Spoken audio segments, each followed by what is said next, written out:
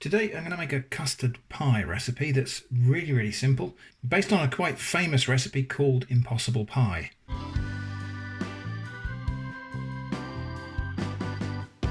So yeah, this is called Impossible Pie because it's a bit of a weird way of making things. You put all of the ingredients into a bowl, mix them up, pour them in a dish, bake it, and it comes out with a pastry bottom, custard filling, and a kind of crunchy top. The ingredients self-organize during baking, and that's why it's called Impossible Pie, because it's quite remarkable the way it works. Here's what we need to do. We've got a large mixing bowl.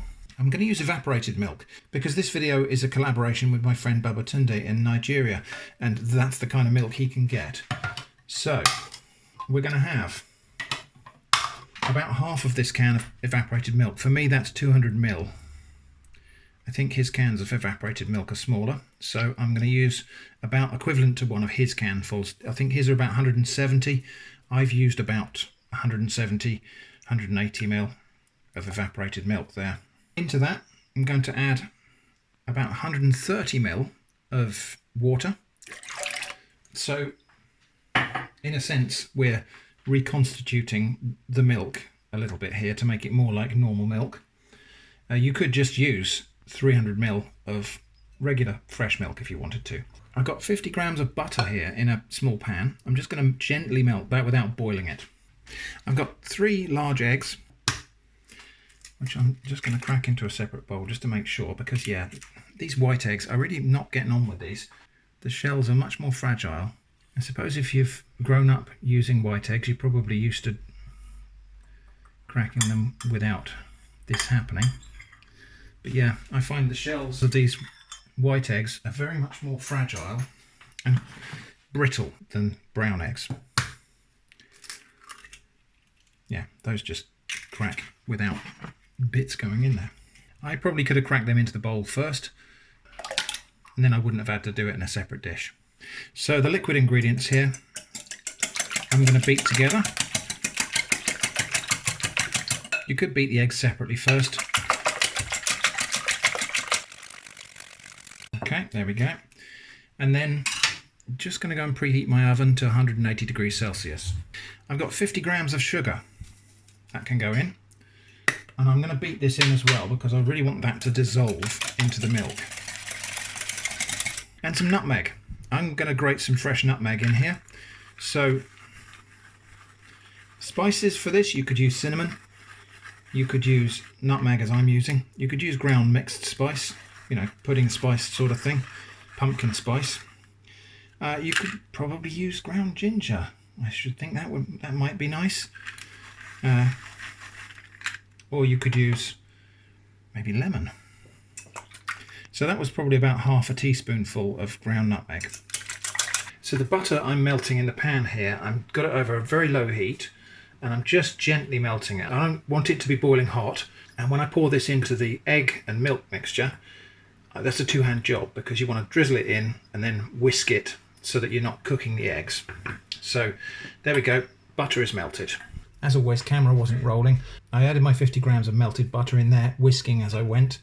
I've also just added my 50 grams of plain flour, and I've got 50 grams of oats, rolled oats. A lot of the original recipes of Impossible Pie call for desiccated coconut, and that works really well because that floats on top of the mixture, but oats will also be quite nice. They do float up, and that's what we want. I've got a pie dish here that's approximately the right size for what we want to do, and this mixture just gets poured straight into there.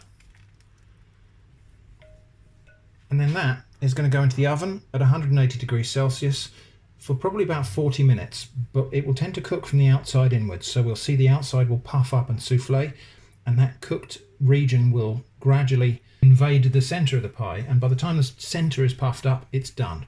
So that's what we're keeping an eye on.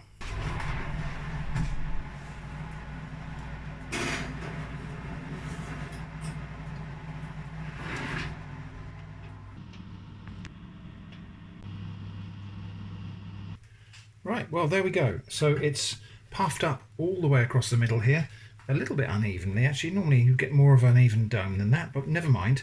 It is souffled all the way across the middle. That means it's cooked.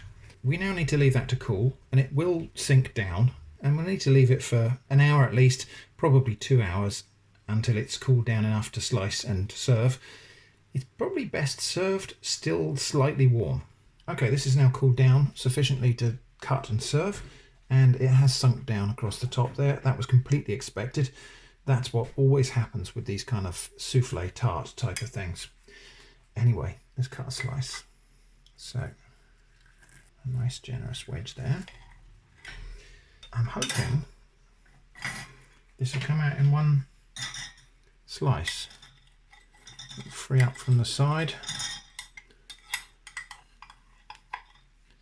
And there we go. So it's come away from the pie dish nice and cleanly. Let's just have a close look at the cross section here.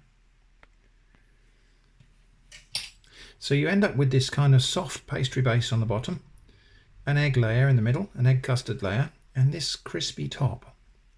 If you do that with desiccated coconut instead of oats, this comes out really crispy and quite sugary. Anyway, tasting time. And it really does genuinely have a pastry base. It's good. If you're not a fan of coconut, I know some people aren't, then this version could be for you. It is interesting because some of the oats have sunk and some of them have floated. I'm actually just going to have that with a few homegrown tay berries. Let's try it with a berry.